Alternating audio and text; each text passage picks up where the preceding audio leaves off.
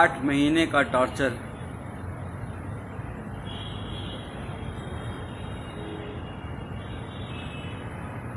तो सबसे पहले आप सब लोगों का 138 करोड़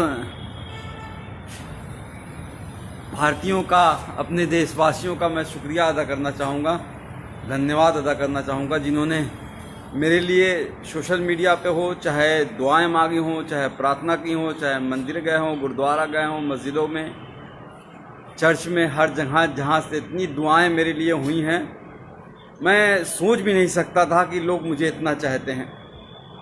आप सबका बहुत बहुत शुक्रिया। वरना तो इस बार जेल में इतनी, मतलब 5 दिन तक मुझे खाना तक नहीं दिया गया। इतना टॉर्चर किया गया, मेंटली भी और फिजिकली भी, कि क्या बताऊं आपको। अगर कहा जाए, खुद को पोषण का शिकार हो गया हूं। पैर दिखोगे कभी, अभी दिखाता हूं तो ऐसा लगेगा कि मतलब लकड़ी हो गया है, पर निकल आया बाहर। और जुडिशरी का बहुत शुक्रगुजार हूं। जुडिशरी ने एक बहुत अच्छा डिसीजन दिया है। वो मेरा ऑर्डर ले आना। जुडिशरी ने बहुत अच्छा ऑर्डर दिया है और उन्होंने साफ साफ कहा है कि डॉक्टर कफील ने जो अलीगढ़ में भाषण दिया था, वो कोई भड़काऊ भाषण नहीं था। वो देश की यूनिटी के लिए, अखंडता के लिए, एकजुटता के लिए था। और उन्होंने साफ साफ कहा है, डॉक्टर कफील ने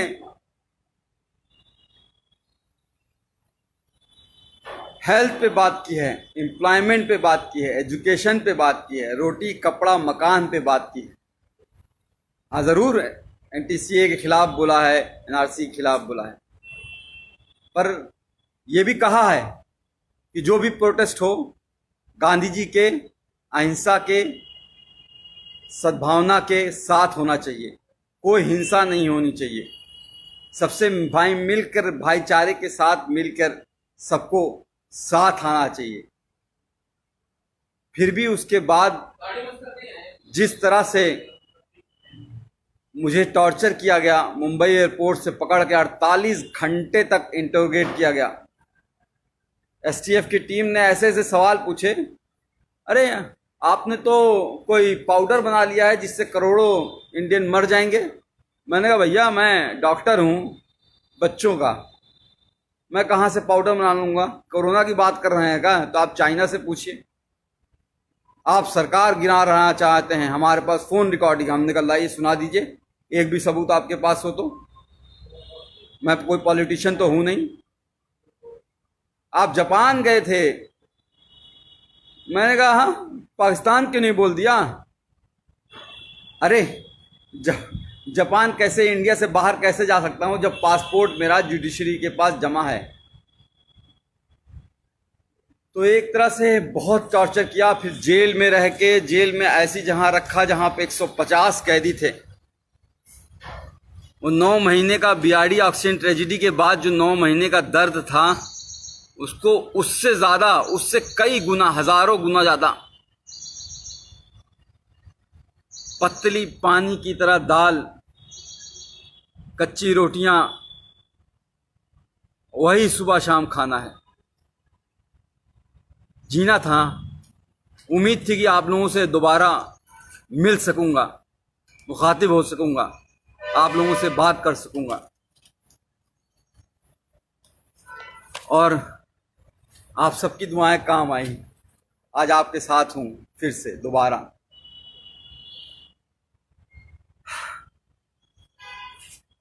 हाँ आसिफ भाई, तनवीर भाई, अस्सलाम वालेकुम।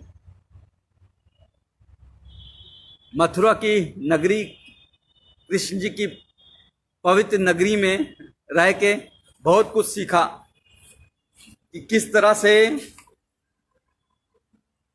भगवान कृष्ण ने कहा है कि कभी भी किसी को धोखा नहीं देना, अपना दिल साफ रखना, यही धर्म होता है। और हम लोग रामायण देखते थे, 9 बजे से 10 बजे तक हर रोज आता था, लॉकडाउन के टाइम भी। तो उसमें भी जो उत्तर रामायण में महर्षि वाल्मीकि जी ने श्री रामचंद्र जी को जब एक बात कही थी, जब उन्होंने धनुष उठा लिया श्री लव कुश के खिलाफ ही, तो उन्होंने कहा था कि राजा का धर्म राजधर्म होता है, राजहट नहीं। पर यहां तो राजा मेरा बाल हट पे आ गया। बच्चों की जान बचाने की कितनी बड़ी सजा दोगे भाई? क्या बच्चों को जान बचाना इतना बड़ा गुनाह हो गया था?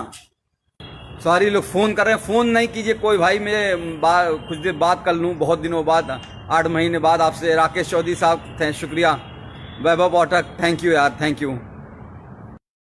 इरफान खान साहब वालेकुम, आई लव यू टू।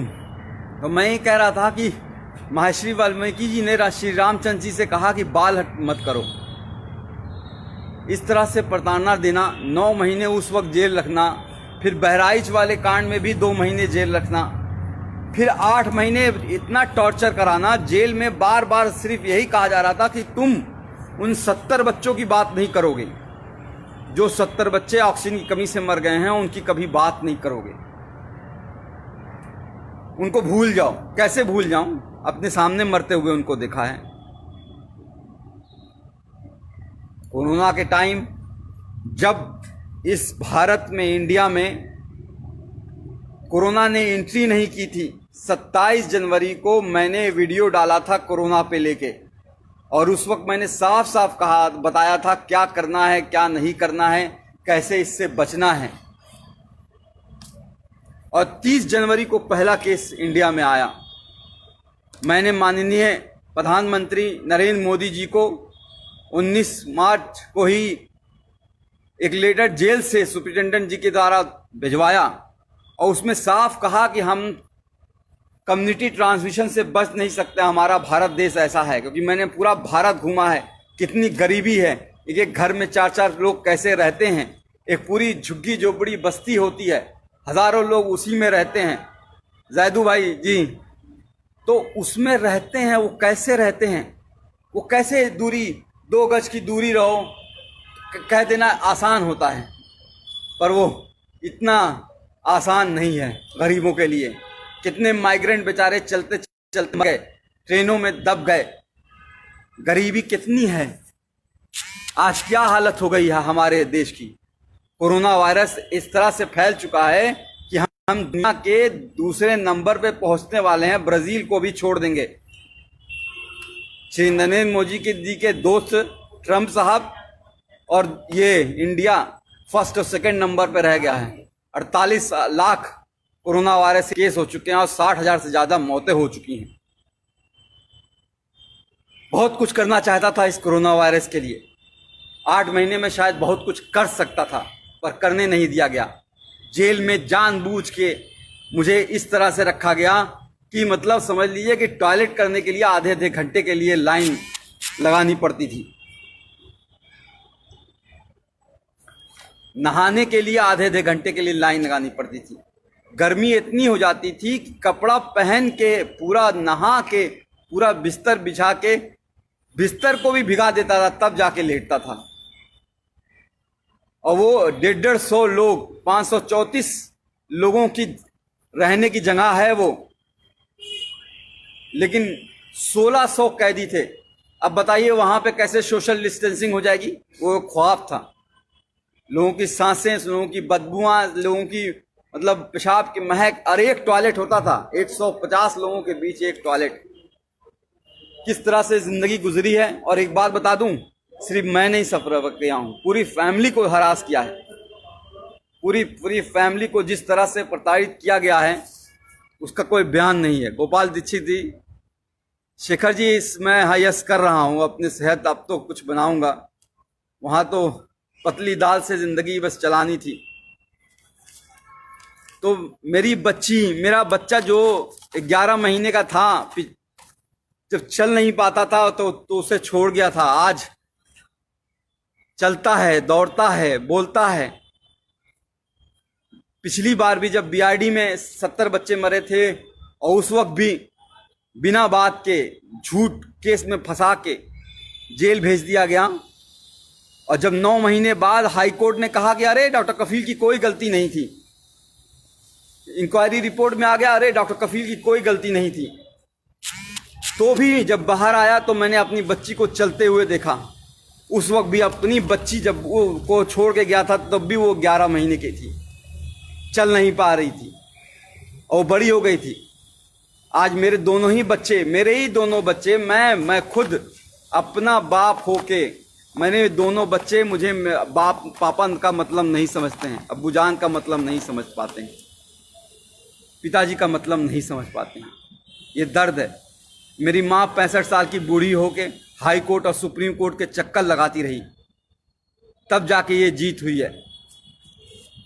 और जुडिशरी ने इतना अच्छा ऑर्डर किया है। एक बात और करा दूं, एसटीएफ का शुक्रगुजार हूं कि उन्होंने मुंबई से मथुरा लाते वक्त मेरा इनकाउंटर नहीं कर दिया विकास दुबे की तरह, वरना तो शायद वो मुझे मार ही देते। लोगों की आवाज़ को दबाना ही इनका काम है।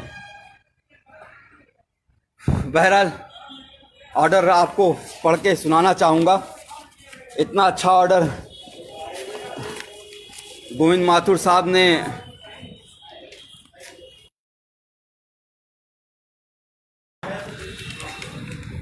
किया है। सुप्रीम कोर्ट का भी धन्यवाद करूंगा, वरना तो हाई कोर्ट में डेट पे डेट हर 14 दिन पे कैसे एक एक दिन कटेगा, एक एक घंटे कटेगा, ये सोचता था। कैसे वो टाइम आएगा जब वो मैं बाहर निकल पाऊंगा, कब मेरी जज मेरी कोई बात सुनेगा। इसलिए हम लोग सुप्रीम कोर्ट, मेरी माँ 65 साल की बूढ़ी माँ सुप्रीम कोर्ट गई और मैं सुप्रीम कोर्ट का शुक्रगुजार हूँ जो उसने कहा कि 15 दिन में फैसला सुनाओ। और मैं चीफ जस्टिस गोविंद माथुर जी का हाथ जोड़ के शुक्रगुजार हूँ जो इन्होंने इतना अच्छा ऑर्डर दिया 15 दिन के अंदर ही, जिसमें साफ साफ लिखा है कि एमबीबीएस करने के बाद 2016 में मैंने ज्वाइन किया था, 2017 में घटना हुई थी। 1 साल का जूनियर था मैं, जूनियर मोस्ट डॉक्टर, और फिर भी उन बच्चों को बचाने के लिए जी जान लगा दी और उसके बावजूद उनको जेल भेज दिया गया। और ये नहीं, इसके अलावा नहीं,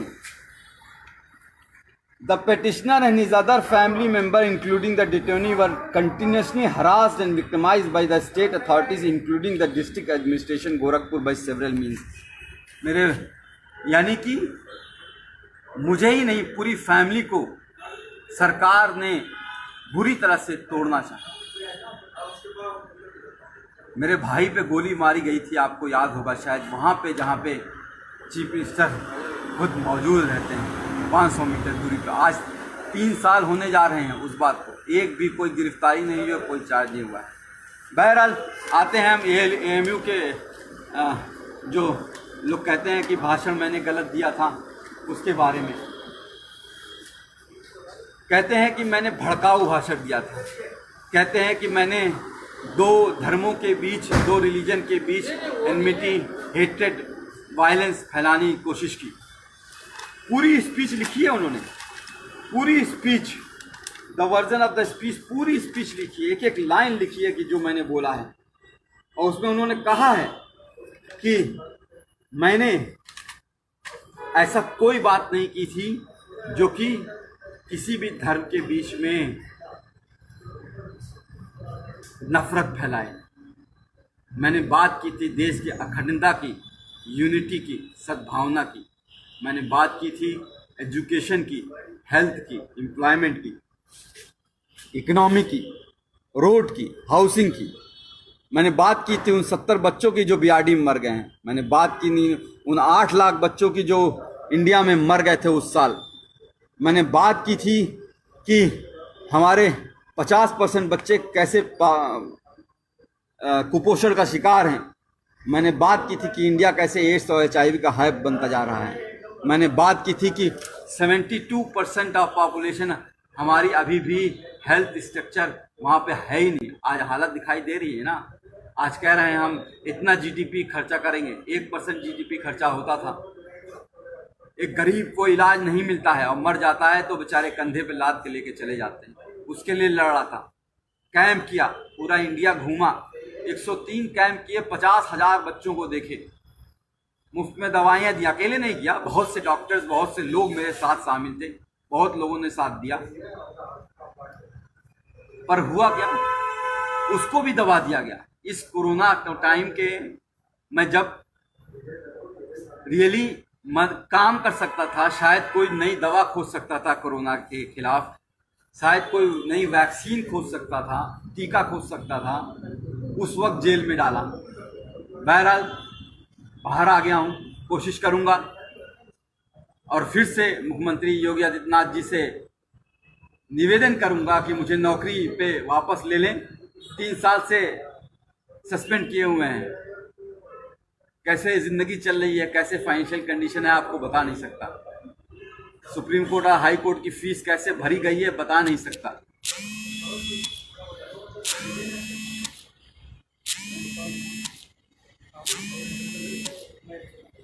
पर लड़ा, कहते हैं ना, इस जुल्म की दौर में जुबां, कहते हैं ना कि इस जुल्म के दौर में जुबां खोलेगा कौन। अगर हम भी चुप रहेंगे तो बोलेगा कौन। तो बोलना ज़रूरी है, किसी न किसी को कुर्बानी देनी होगी और शायद ऊपर वाले ने मुझे चुना है। बहरहाल बाहर आ गया हूँ, कोशिश करूँगा कि सबसे पहले बिहार, असम, केरल, कर्नाटका, तमिलनाडु, जहाँ पे बाढ़ आई हुई है, बाढ़ से तो एक बहुत बड़ा नुकसान होता है। घर डूब जाते हैं, घर टूट जाते हैं, लोग बिखर जाते हैं। लेकिन सबसे ज़्यादा नुकसान तब होता है जब बाढ़ का पानी चला जाता है। पिछली बार हम लोग केरल और असम और बिहार में हम लोगों ने बहुत काम किया था और इस बार भी काम करना चाहूँगा, क्योंकि बाढ़ का पानी बीतने के बाद बहुत सी बीमारियां आती हैं, महामारी आती है। Chikungunya, malaria, dengue, Kalra, skin disease, चमड़ी की बीमारियां, आँखों की बीमारियां, कान बहना बहुत होता है। उस पर काम करना चाहूँगा। कोरोना वॉरियर की तरह काम करना चाहूँगा।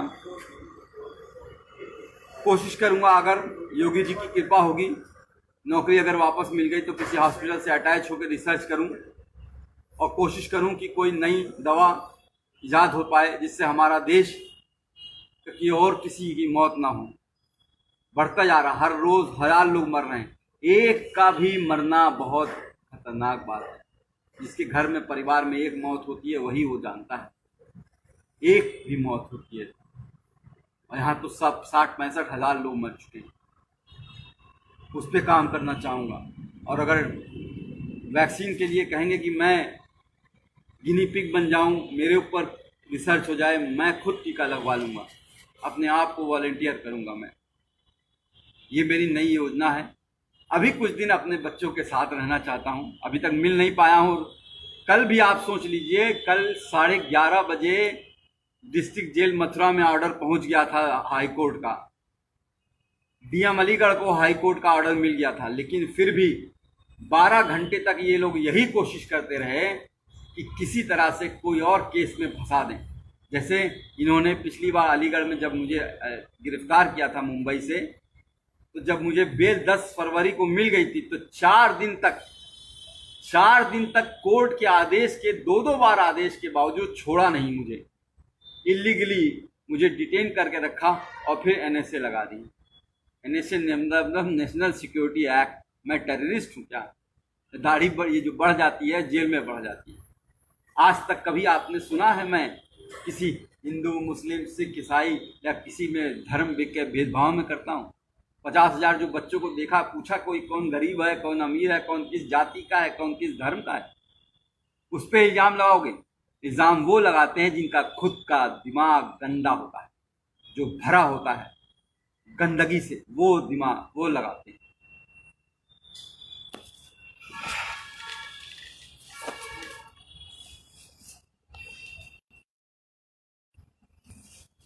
अभी यूपी से अभी नहीं गया हूँ, गोरखपुर नहीं गया हूँ, क्योंकि लोग कह रहे हैं कि सरकार अब भी किसी न किसी केस में फंसाने की कोशिश कर रही है। फिर से कुछ कर दें या इनकाउंटर कर दें, मरवा दें। हो सकता हो आपके बीच में ना रह पाऊँ, हो सकता हो ये हमारी और आपकी आखिरी मुलाकात हो। यादव जी सही कह रहे हैं। मिनास गली आप, थैंक यू, शुक्रिया शुक्रिया। मोहनचंद सिंह चौधरी समर साहब, थैंक यू। तो मैं कह रहा था कि कोरोना वायरस एक ऐसी डिजीज़ है जो फैलती ही रहेगी। मैंने उस वक्त 19 मार्च को ही लिख दिया था कि 30 से 40 लाख लोग उस वक्त मैंने एस्टिमेट किया था कि अफेक्टेड होंगे, और ऑलरेडी 30 से 40 लाख लोग अफेक्टेड हो चुके हैं। और अभी ये रुकेगा नहीं, अभी ये 1 साल चलेगा जब तक वैक्सीन नहीं आएगी। अभी यूपी, बिहार और मध्य प्रदेश जैसे इलाकों में जहाँ बहुत पॉपुलेशन है वहाँ ये फैलने वाला है और बुरी तरीके से। हमें बहुत काम करना पड़ेगा, हमें मिल के काम करना पड़ेगा। मुझे आप सबकी बहुत ज़रूरत है, आप सबका बहुत सहयोग की ज़रूरत पड़ेगी। जी सहसाल साहब, जी पांडे साहब, नमस्कार नमस्कार। राधे राधे राधे। कृष्णा की नगरी में हूँ, वृंदावन जरूर जाना चाहूँगा एक बार ठाकुर जी के दर्शन करने के लिए। बात यहाँ पे लोग मन की बात करते हैं लेकिन ये नहीं बताते हैं। अब आप देख लीजिए, हम लोग तो टीवी पे देख रहे हैं, पिछले 3 महीने से सुशांत सिंह राजपूत को ही सुने जा रहे हैं। भाई फोन नहीं करो, फोन करने के वजह से बार बार पॉज हो जा रहा है।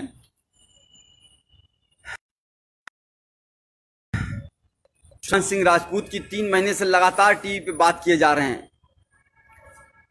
मन की बात,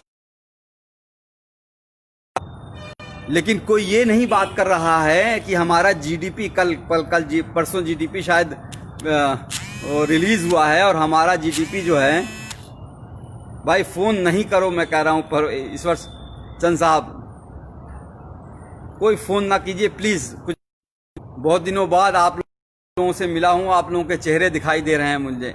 शमसुल मलिक साहब, नूर खान, रेहान खान साहब, आदित्य राज साहब, आफ्ताब, तो आप सबसे बात करना चाहूँगा, फ़ोन ना करें। तो मैं कह रहा था कि जो मेन बातें हैं टीवी पे डिबेट जो होती है वो नहीं हो रही है। शायद कुछ टीवी, एनडीटीवी है, या आपका मिरर नाउ है, टाइम्स नाउ है, या फिर इंडिया टुडे है, इस सब पे हो रही होगी। पर जो यहाँ पे बातें हो रही हैं वो ये नहीं हो रही हैं किस तरह से माइग्रेंट, हमारे करोड़ों लोग किस तरह से पैदल चले और चलते चलते मर गए, उस धूप में, कड़ी धूप में मर गए। ये बात नहीं हो रही है कि अनएम्प्लॉयमेंट कितना बढ़ गया है, लोगों को नौकरियां नहीं है, लोगों को खाने को नहीं है। 500 रुपया आपके अकाउंट में डाल दिया गया है, अब आपको 3 महीने तक 500 रुपया चलाइए। 5 किलो चावल दे दिया गया है, आप पूरी 8 लोगों की फैमिली है, खाते रहिए 3-6 महीने तक।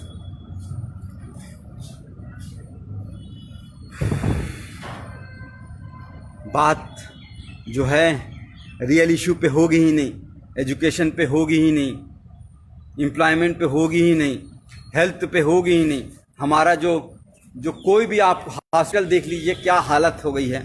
कोई भी सरकारी हॉस्पिटल में जाना नहीं चाहता है। आपने ध्यान दिया है, कोई भी बड़ा मंत्री, कोई भी बड़ा अधिकारी, कोई भी बड़ा जो है चीफ मिनिस्टर हो, या कोई भी हेल्थ, मतलब मैं नाम नहीं लूंगा, सब लोग वेदांता में जाके इलाज करा रहे हैं। वेदांता यानी कि नोएडा में करोड़ों रुपए का इलाज करा रहे हैं, लेकिन कोई भी सरकारी हॉस्पिटल में नहीं जाना चाहता है। क्यों? क्योंकि सरकारी हॉस्पिटल की हालत खराब है। वहाँ गरीब जाएगा, गरीब मरेगा, और गरीब अब मरता है तो मर जाने दो, क्या फर्क पड़ता है। तो जो लोग ये सोचते हैं कि बार बार जेल में डाल के, मार के, पीट के, तोड़ के, यहाँ मारो, यहाँ मारो, यहाँ मारो, उल्टा पलटा रात को डंडे से मारो, गान लाल कर दो एकदम पूरी तरह से, पैर पे मारो, करते रहो, ये एकदम तोड़ दो इसको, तो वो शायद नहीं जानते हैं कि एक बात सिखाई गई थी कि डरना नहीं है। I won't bend, I won't bend, मैं झुकूंगा नहीं। डरना आता नहीं हमें, चाहे जितना भी डरा लो। हर बार एक नई ताकत से उठेंगे, चाहे जितना भी झुका लो।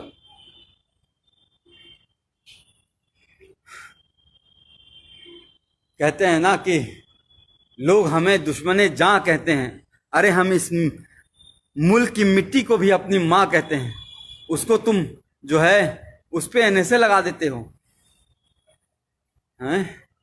कोर्ट ने कहा है कि जो कुछ है यह अवैध एनएसए लगा है, सारा अवैध लगा है। देखो कि क्या हालत बनाई है। भट्टी साहब आप बोल रहे हो तो देखो क्या हालत बना दी है। मैं वो कर रहा था, ये देखो ये टांगे हैं मेरी, ये हाथ है। खाना जो है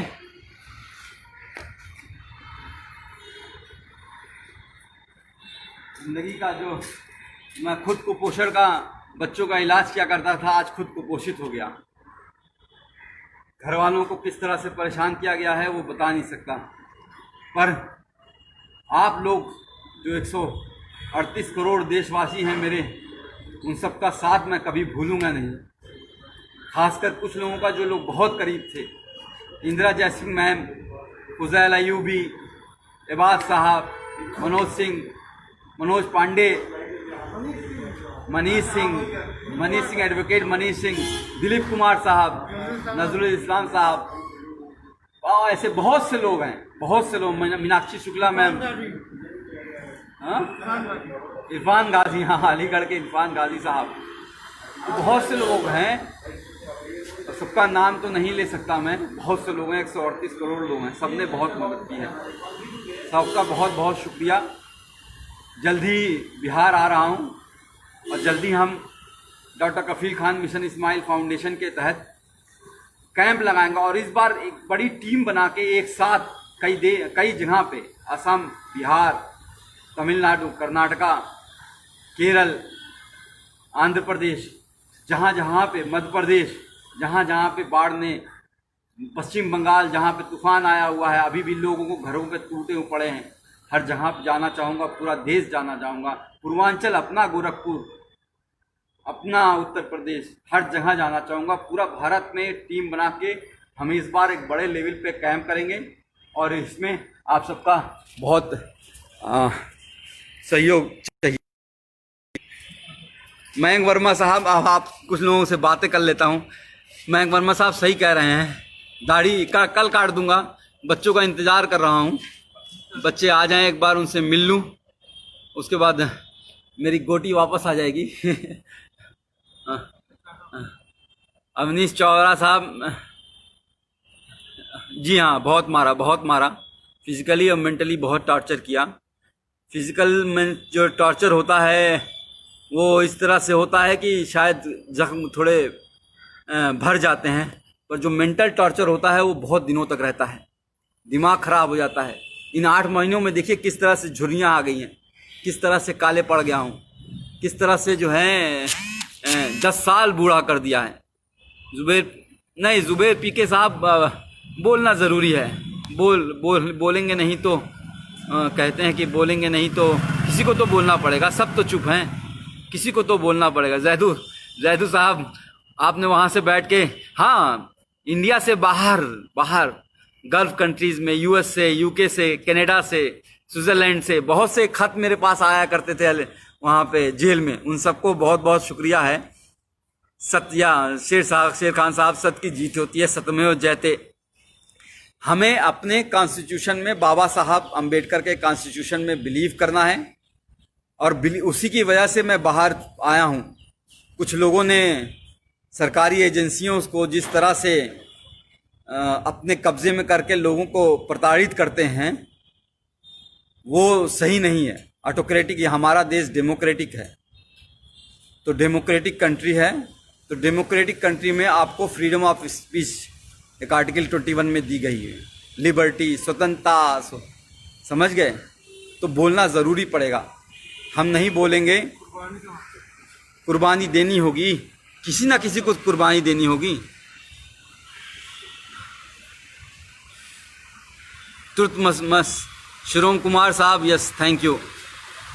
साइना मुजरबिया, सिद्धांशु कुमार, हाँ कुछ दिन एक्सरसाइज करूँगा और हेल्थ बनाऊँगा, क्योंकि ज़िंदा रहना है, आप लोगों के बीच रहना है और काम करते रहना है।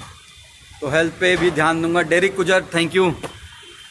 या ज़रूर मैं करूँगा। हाँ, थैंक यू। सुभान जमाल साहब, Mohammad Kalapatti from Dubai, all the best, thank you. मैंने कहा ना, गल्फ़ कंट्री से बहुत प्यार आया, बहुत मिला है। केरल के लोगों ने बहुत सहयोग किया हुआ है, पूरा साउथ ने, पूरा नॉर्थ ने, पूरा सेंट्रल ने, बिहार के लोगों ने जिस तरह से आंदोलन चलाया, पश्चिम बंगाल में जिस तरह से आंदोलन चला, असम में जिस तरह से आंदोलन चला। अब अभी हमारे कई भाई अभी बहुत जेल में हैं, उनके लिए हमें आवाज़ उठानी पड़ेगी। मैं बच्चों के साथ नहीं हूँ, चूँकि कल रात में पुलिस की घेराबंदी हो रही थी और कुछ और बातें हो रही थी जिसको हम डिस्कस नहीं कर सकते हैं, तो इस वजह से अभी बच्चे मेरे पास पहुँचे नहीं हैं। मैं अभी अपने बच्चों को देख नहीं पाया हूँ, आंखें तरस रही हैं, गले मिलना चाहता हूँ अपने बच्चों के साथ, अपनी माँ की गोद में लेट के रोना चाहता हूँ, सीरियसली रोना चाहता हूँ। तब जिस तरह से जिंदगी कर दी है, अपने ही बच्चों को से दूर कर दिया है, एक बार उनसे मिलना चाहता हूँ, एक बार माँ की गोद में लेट के सोना चाहता हूँ, सुकून की नींद सोना चाहता हूँ। यार पता है जेल में क्या होता था, हर 2 घंटे पे पहरा लगता था। हाँ साहब, भी 146 कैदी नसर नमहबंदी सकुशल हैं। 6 बजे सुबह, 5 बजे सुबह लाइन लगाओ, परेड लगाओ। 8 महीने तो मैंने अभी 4 पन्ने के लेटर में शायद लिखी है, आप लोग को शायद मिलना होगा। चंद मित्रा साहब, थैंक यू। मुदस्सी साहब, बुशरा, दीपक जादव, अमजद, पंडित जी, तैयब खान, रोहित, शुभम, जयप्रकाश चाचा, ब्रिजेश सिंह की बड़ी याद आई जो गोरखपुर में थे, योगेश सिंह जी, सब आप लोग का, सब लोग का बहुत बहुत धन्यवाद है। कुछ और पूछना चाहेंगे कि फिर मिलेंगे? बहुत बहुत शुक्रिया आप सबका। आजम खां, आपको भी फूल, गुलाब का फूल। आप एक बात लास्ट में बस यही कहना चाहूँगा कि आप सबकी वजह से ही, आप सबकी, मेरी फैमिली तो दौड़ी, मेरी माँ, बूढ़ी माँ, लोअर कोर्ट से लेके, मतलब अलीगढ़ कोर्ट से लेके इलाहाबाद कोर्ट और फिर दिल्ली, इस कोरोना वायरस के टाइम में 65 साल की उम्र में घूम रही थी, एक वकील के पास से दूसरे वकील के पास, पैर पकड़ के रो रही थी कि किस तरह से मैं बाहर आ जाऊं। तो उनका तो है ही योगदान, भाई बहनों का तो योगदान है ही, आप सबका ही बहुत बहुत योगदान है। आप सबके बिना शायद, जो ट्विटर में मैंने सुना 12 लाख लोग एक बात हो गए। ट्विटर अकाउंट मेरा बैन किया हुआ है, डॉक्टर DRKFEL खान करके है, उसको बैन किया हुआ। उसके लिए आवाज़ आपको उठानी पड़ेगी।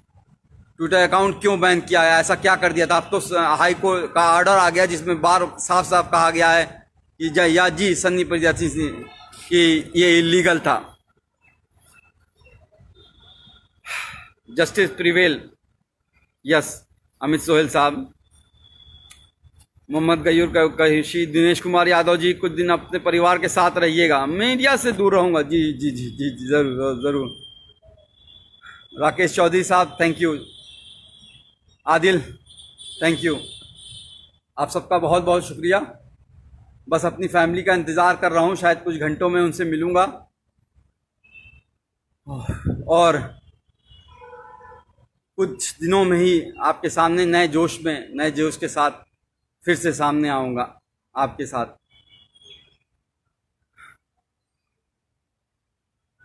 जी मैथ्यू साहब, Mridula how are you? Ubaid, Sanoj Kumar ji, thank you. Doctor Kirti Sinha, Mudassir Khan साहब जी, जासिब, इतने सारे गुलाब मत भेजिए भाई।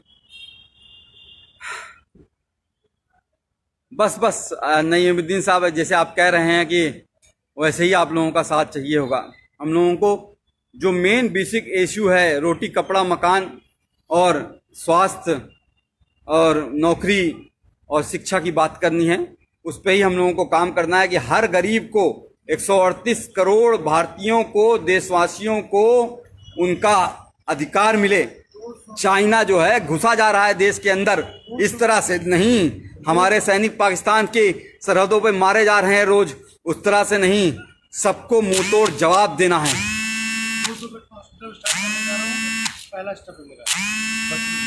पिछली बार मैंने जो है इंकेफ्लाइटिस बेड का एक हॉस्पिटल, 500 बेड का इंकेफ्लाइटिस बेड का स्टार्ट करने वाला था उस वक्त डॉक्टर कफील खान मिशन इस्माइल फाउंडेशन के उससे।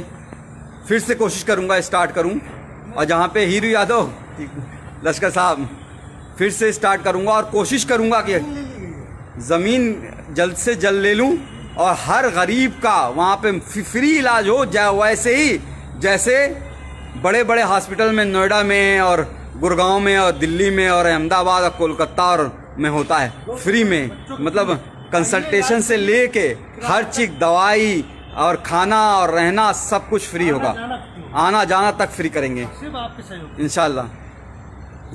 जी, आप सबका सहयोग है, इसकी ज़रूरत होगी। जय हिंद, जय भारत, जय मूल निवासी, जय भीम, वंदे मातरम, जय समाजवाद।